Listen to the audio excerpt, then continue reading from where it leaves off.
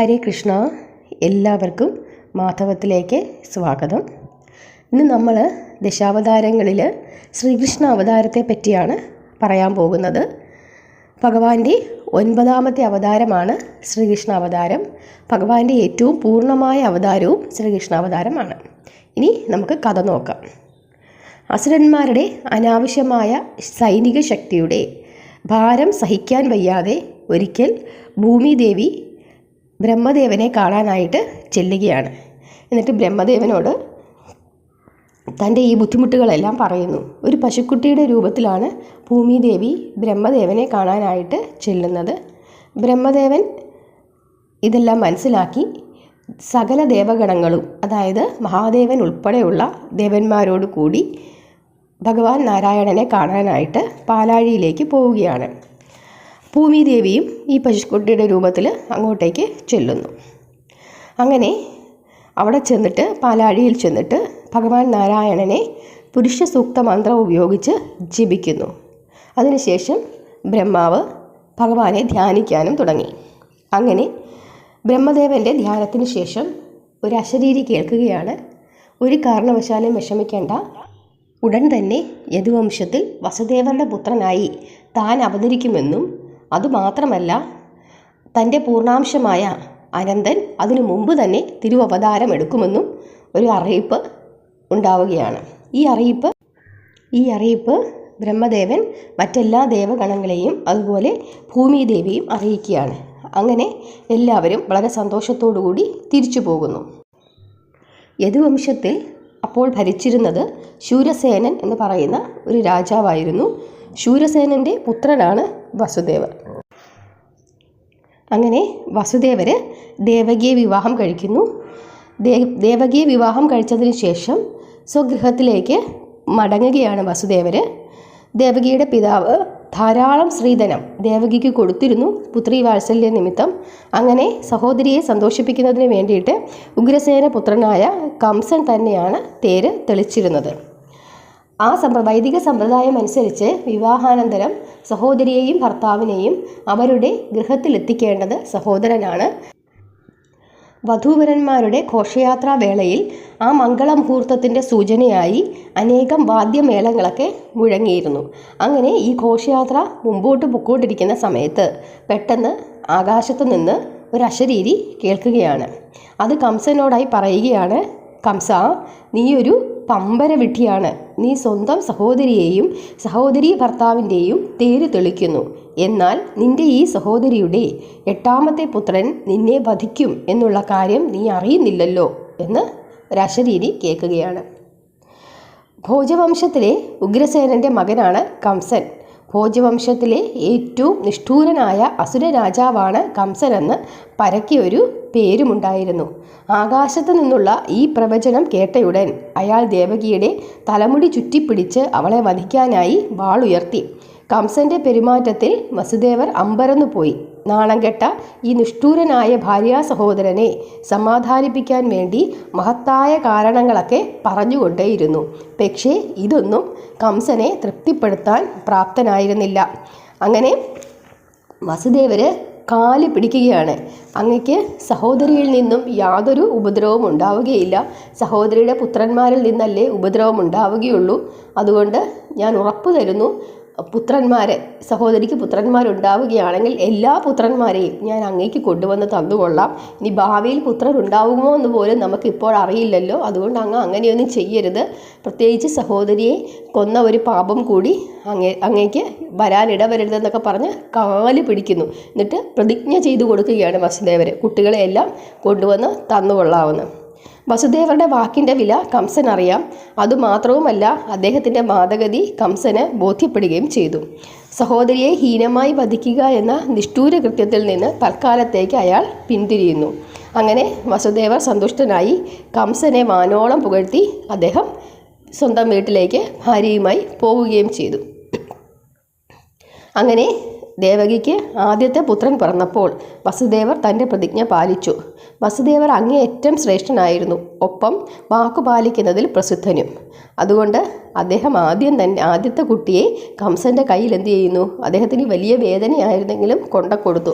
അപ്പോൾ കംസൻ ഇങ്ങനെ ചിന്തിക്കുകയാണ്, വസുദേവർ തൻ്റെ പ്രതിജ്ഞയൊക്കെ പാലിച്ചല്ലോ, ഈ കുട്ടിയല്ലല്ലോ തന്നെ കൊല്ലാൻ പോകുന്നത്, 8ാമത്തെ കുട്ടിയല്ലേ, അതുകൊണ്ട് 1ാമത്തെ കുട്ടിയെ എനിക്ക് വേണ്ട എന്നും പറഞ്ഞ് തിരിച്ചു കൊടുത്തു വിടുന്നു. അങ്ങനെ വസുദേവർ സന്തോഷത്തോടു കൂടി ഈ കുട്ടിയുമായി തിരിച്ചു പോകുന്നു.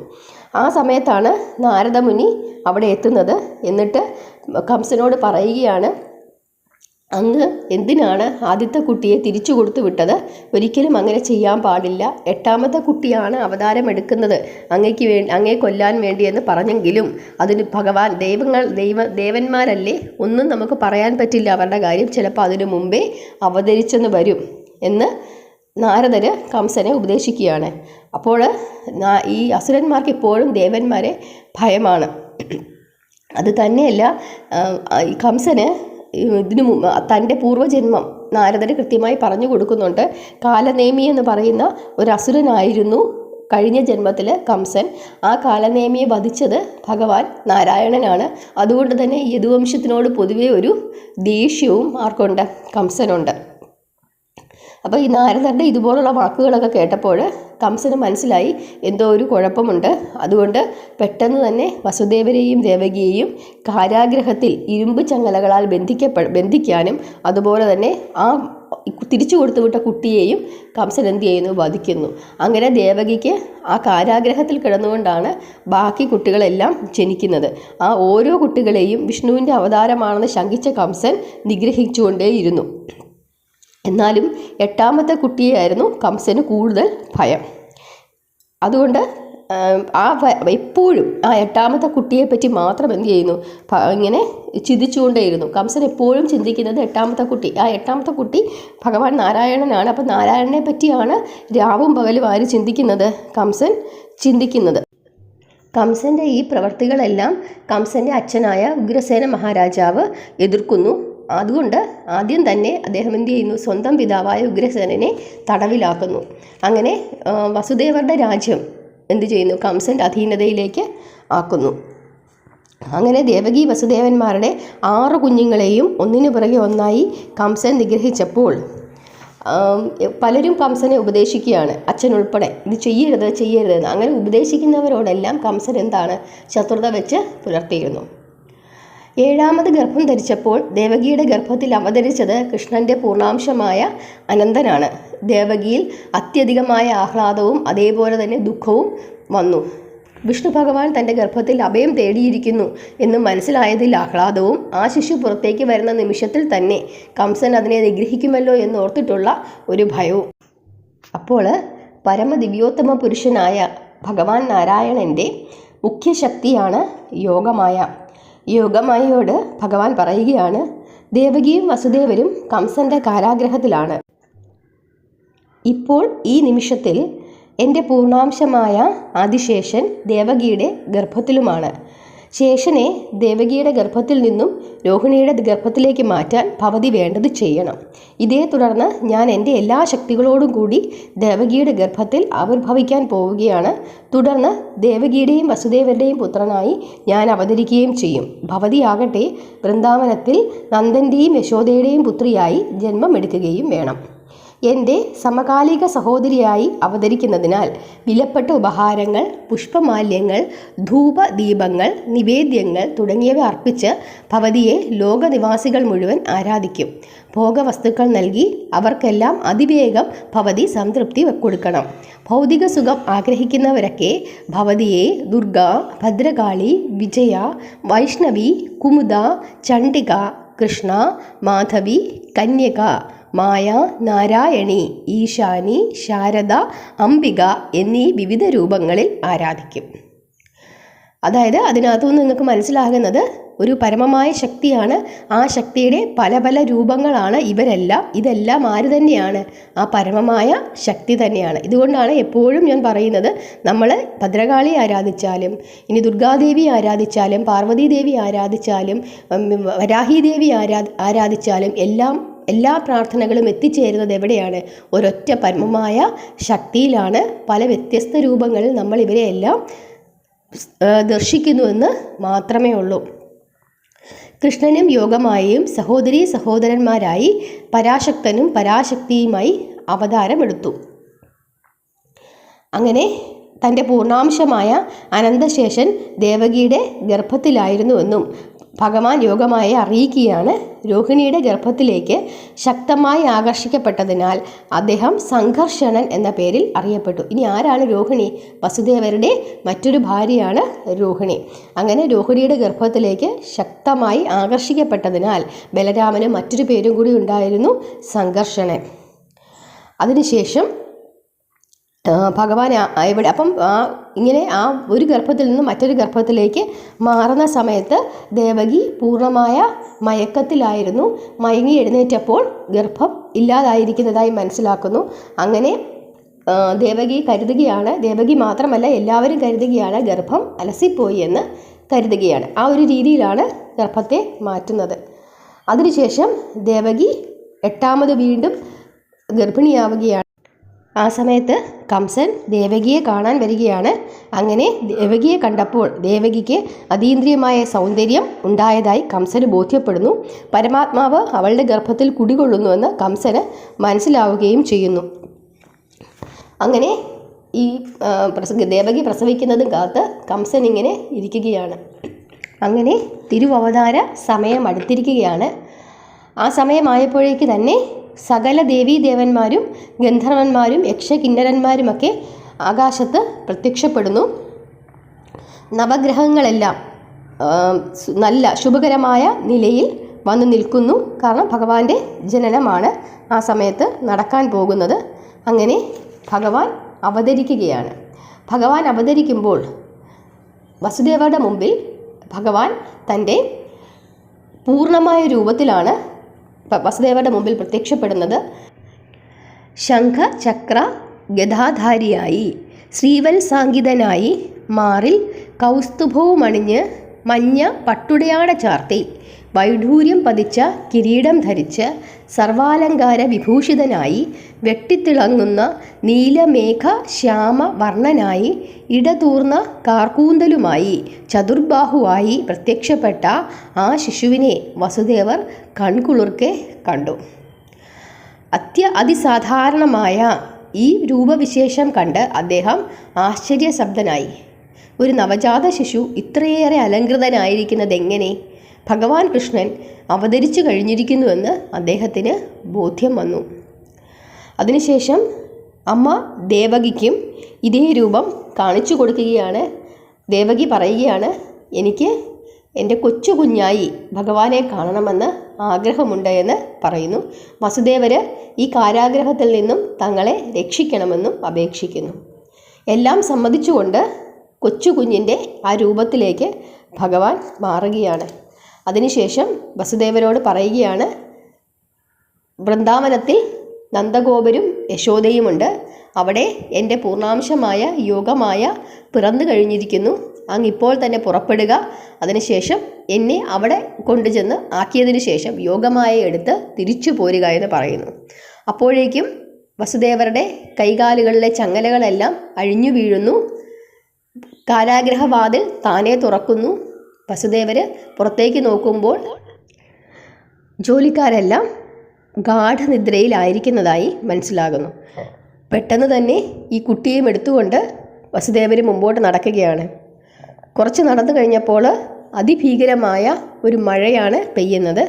അപ്പോൾ ആദിശേഷൻ പ്രത്യക്ഷപ്പെടുകയും ഒരു കുടയായി ഈ പ്രപഞ്ചത്തെ മുഴുവൻ ഒരു കുടയായി സംരക്ഷിക്കുന്നതാണ് ആദിശേഷൻ. ആ ആദിശേഷൻ ഭഗവാനെ ഒരു കുടരൂപത്തിൽ വന്ന് സംരക്ഷിക്കുകയും ചെയ്യുന്നു.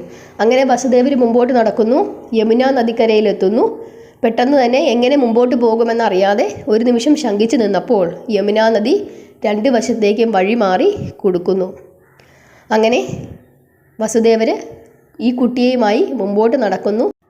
അങ്ങനെ വൃന്ദാവനത്തിൽ എത്തുകയാണ്. വൃന്ദാവനത്തിലെത്തി എല്ലാ സൗകര്യങ്ങളും ഭഗവാൻ ചെയ്തു കൊടുക്കുകയാണ്. കൊട്ടാരത്തിനകത്തേക്ക് കയറാനൊക്കെ ഉള്ളത്. അങ്ങനെ നന്ദഗോപരുടെയും യശോദയുടെയും കൊട്ടാരത്തിലേക്ക് കയറുകയും അവിടെ ആ സമയത്ത് യശോദ പ്രസവിച്ചു കഴിഞ്ഞിരിക്കുന്നു യോഗമായയെ. കുട്ടിയെ അവിടെ കിടത്തിയതിന് ശേഷം യോഗമായയെ എടുത്തുകൊണ്ട് തിരിച്ച് വസുദേവർ കാരാഗ്രഹത്തിലേക്ക് വരികയാണ്. വസുദേവർ തിരിച്ച് കാരാഗ്രഹത്തിലെത്തി അതിന് ആ മുറിക്കകത്ത് കയറുമ്പോൾ പെട്ടെന്ന് തന്നെ കൈകാലുകൾ ചങ്ങലയാൽ ബന്ധിക്കപ്പെടുകയും കാരാഗ്രഹവാതിൽ താനെ അടയുകയും ചെയ്യുന്നു. അപ്പോഴേക്കും യോഗമായ കരയുന്നു. യോഗമായ കരയുന്നതിൻ്റെ ആ ശബ്ദം കേട്ടുകൊണ്ട് പെട്ടെന്ന് തന്നെ കാവൽക്കാരൊക്കെ ഉണരുന്നു. കുഞ്ഞു ജനിച്ചു എന്ന വാർത്ത പെട്ടെന്ന് തന്നെ അവർ കംസനെ അറിയിക്കുന്നു. ഒട്ടും വൈകാതെ കംസൻ ആ വിവരം അറിഞ്ഞ ഉടനെ തന്നെ കംസൻ ചാടി എഴുന്നേറ്റ് പെട്ടെന്ന് തന്നെ ഇവിടേക്ക് എത്തുന്നു.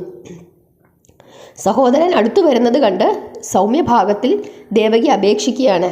പ്രിയപ്പെട്ട ജ്യേഷ്ഠ, 8ാമത്തെ പുത്രനാണല്ലോ അങ്ങയെ വധിക്കുമെന്ന് പറഞ്ഞത്. പക്ഷേ ഇത് പെൺകുഞ്ഞാണ്.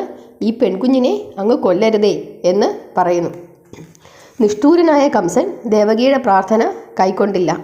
ദേവകി അധിക്ഷേപിക്കാനായി അയാൾ അവളുടെ കയ്യിൽ നിന്നും നവജാത ശിശുവിനെ പിടിച്ചു വാങ്ങി പാറപ്പുറത്ത് അടിക്കാനായിട്ട് ഒരുങ്ങി.